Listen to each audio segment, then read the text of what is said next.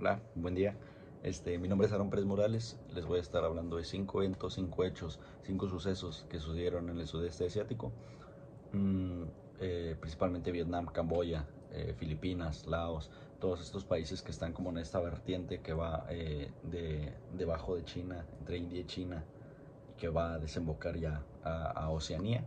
Este, Vamos a estar hablando un poquito de la historia, de qué pasó con estos sucesos, qué impacto tuvieron dentro del sistema internacional, las causas para los mismos y cuáles fueron los principales involucrados, obviamente. Muy bien, para empezar, como que el más clásico de todos, regularmente el que siempre se menciona cuando se mencionan este tipo de países, pues la guerra de Vietnam. Una guerra que involucró a Vietnam, todo el bloque soviético y comunista, y Vietnam del Norte y Vietnam del Sur en su momento, y Vietnam, Estados Unidos, representando obviamente a todo el bloque capitalista, Vietnam del Norte representando al bloque comunista y Vietnam del Sur representando al bloque capitalista, obviamente financiados por diversos países, que en este caso sería la Unión Soviética y Estados Unidos. Una guerra de muchísimas muertes. Lo principal que se presenta es el hecho de que pues obviamente Estados Unidos no, o sea, obviamente no perdió esta guerra, porque solamente estaba como financiando la misma, pero pues sí se vio bastante derrotado y fue como un parteaguas, ¿no? Para la, la visión que tenían internacionalmente respecto a Estados Unidos, que era como la potencia en ese momento, que se ha perdido con el tiempo, pero no creo que sea a raíz de esto, ya proviene de problemas más actuales. Una guerra que se desarrolló meramente por cuestiones ideológicas, una guerra en la que se utilizó mucho el terreno. Vietnam del Norte utilizó mucho la selva a su favor contra las tropas norteamericanas, que no tenían conocimiento del terreno, a pesar de que se habían hecho estudios, a pesar de que mandaban a gente a estudiarlo. Pues obviamente Vietnam estaba en su zona y pues decidió utilizarlo a su favor. Las consecuencias, obviamente, que Vietnam se convirtió en un país completamente comunista.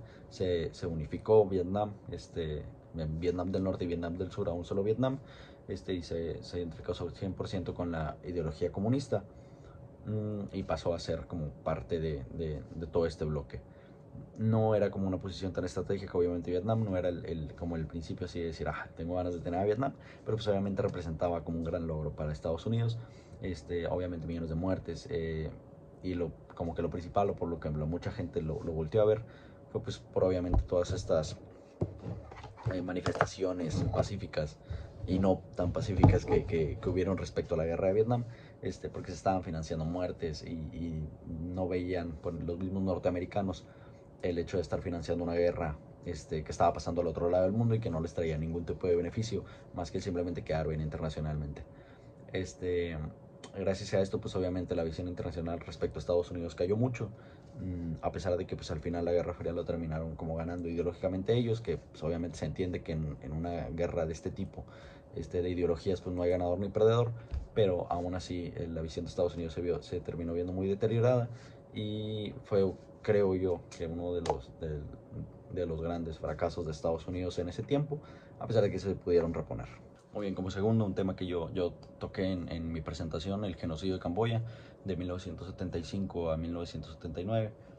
Un genocidio que se llevó a cabo obviamente en el país de Camboya, que en su momento era llamado República Democrática de Kampuchea. Un genocidio que se llevó a cabo por parte de Pol Pot, obviamente con el Partido Comunista, que pues, obviamente fue una táctica fascista para poder llegar al poder, pero pues utilizando como estas temáticas como más populistas para poder incentivar a la gente a que votaran por ellas. Y una vez en el poder, pues obviamente cambió como toda la perspectiva política, cambió a Camboya a basarse enteramente en la producción del arroz. Basó enteramente a todos sus ciudadanos a ser como granjeros o producidores de arroz, obviamente eh, sin las oportunidades laborales o como las cosas que deberían de tener pues gente decente. Pues obviamente se empezaron a morir, etcétera, etcétera, y empezó como una gran represión militar hacia la gente que no estaba de acuerdo con este régimen. Ya después de cierto tiempo pues se empezó incluso a meter como ideas de eliminar a toda la población para volver a empezar de cero y volver a tener el gran apogeo que tuvo Camboya en su momento, durante el Imperio Khmer. y que de hecho pues, a estas personas se le llamaran Khmeres rojos, justamente rojos por el tinte como comunista. Pues obviamente después China dejó de financiarlos porque ya no le servía estar financiando un autogenocidio de un país únicamente para tener como, tengo otro país comunista, ¿no? Este, Terminó fallando completamente. En 1979 se envía parte de las Naciones Unidas a decir que todo este régimen debía de caer y debería ser reemplazado por personas que no formaban parte del país, simplemente de las Naciones Unidas, pero para como llevar más o menos la situación. Después de cierto tiempo, obviamente, Camboya pudo salir de esto. Actualmente se rigen por una democracia, ay, se me fue el nombre, pero tienen un rey, vaya, es a lo que me refiero. Y ya, han dejado eso en el pasado, pero pues obviamente genera muchos estragos actualmente. Es un tema que es muy tocado dentro de Camboya. Es un tema que incluso la comunidad internacional siempre recuerda, porque es uno de los más grandes genocidios que ha habido durante el último siglo. Muy bien, sigo con uno que tal vez no es tan conocido, por lo menos de mi parte, nunca lo había escuchado.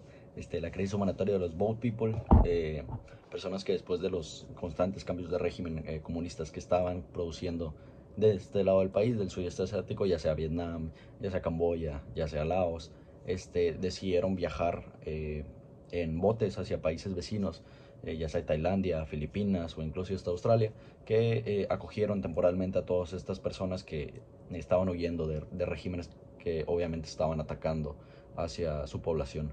Una crisis humanitaria muy grande que al parecer afectó a bastantes países, digo al parecer porque sinceramente yo no estaba informado de esto, lo tuve que investigar por aparte.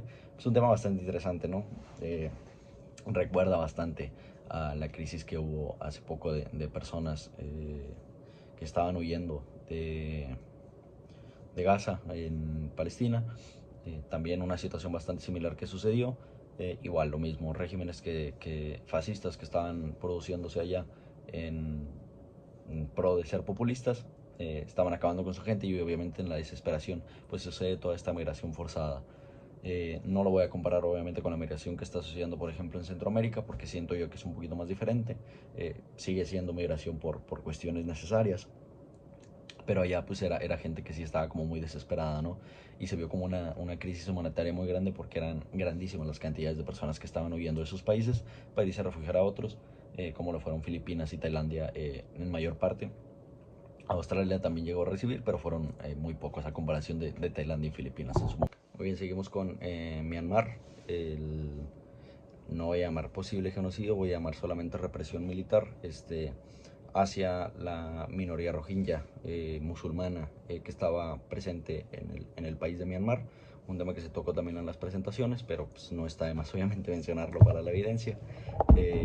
Este régimen militar que se está viviendo en Myanmar desde 2017 llegó a un punto en el que pues obviamente dentro del fascismo existe también esta parte de tratar de culpar a una etnia que es completamente diferente a la tuya, cosa que se está viendo por ejemplo con el no voy a decir régimen, pero la presidencia de Donald Trump, el estar como constantemente atacando a los latinos por los problemas del país, pues también se están viviendo en múltiples regímenes fascistas que están pasando y ya está pasando en Myanmar actualmente. Culparon a la minoría rohingya que es musulmana y lamentablemente tuvo que ser desplazada hacia Bangladesh. Recordemos que Myanmar está pegado a esta parte que es Bangladesh e India. Entonces, pues obviamente India no pueden entrar por el hecho de que también la religión es diferente. Entonces deciden desplazarse hacia Bangladesh, una Bangladesh que no cuenta con los recursos para poder mantener a todo este tipo de personas. Obviamente las organizaciones internacionales se han puesto en contra de esto, diciendo que esto puede llegar a ser un posible genocidio si se lleva más. Pero por el momento parece solamente ser como una limpieza étnica y religiosa, pero pues si se escala más puede llegar a ser considerado un genocidio por la comunidad internacional y pues esto puede desembocar al hecho de que reciban aislamiento diplomático dentro de las organizaciones, que obviamente no le conviene a Myanmar, una Myanmar que pues la verdad dentro de todo el sudeste asiático yo creo que es la menos como indicada o es la menos preparada para recibir este tipo de aislamiento diplomático. Entonces esperemos que, pues, que las cosas vayan a mejor. Ya por último, un tema que toqué muy por encima del hecho del genocidio de Camboya, que lo mencioné ya casi al final, pues es el restablecimiento de la democracia dentro de Camboya. Gracias a las Naciones Unidas se pudo dar fin como a todo este régimen que había estado pasando. Se abrió las puertas a que se manteniera un gobierno que estaba basado en las Naciones Unidas. Había dos personas que eran ajenas al país, pero que estaban controlando más o menos administrativamente lo que pasaba dentro del país, y una vez que ya lo vieron capaz, en 1993 volvieron a restablecer las votaciones, donde se quedó el rey actual. Y pues por el momento Camboya ha vivido como un momento como de paz, por lo menos, pues a comparación de en sus años 1975-1979, se ha mantenido bastante bien. Esperemos que pues vaya a despegar. Lo veo muy difícil por el hecho de que pues sigue sufriendo estragos del genocidio, pero pues obviamente causó mucha repercusión como el volver a tener votas, votaciones democráticas, porque sinceramente fue un muy buen movimiento de parte de las Naciones Unidas.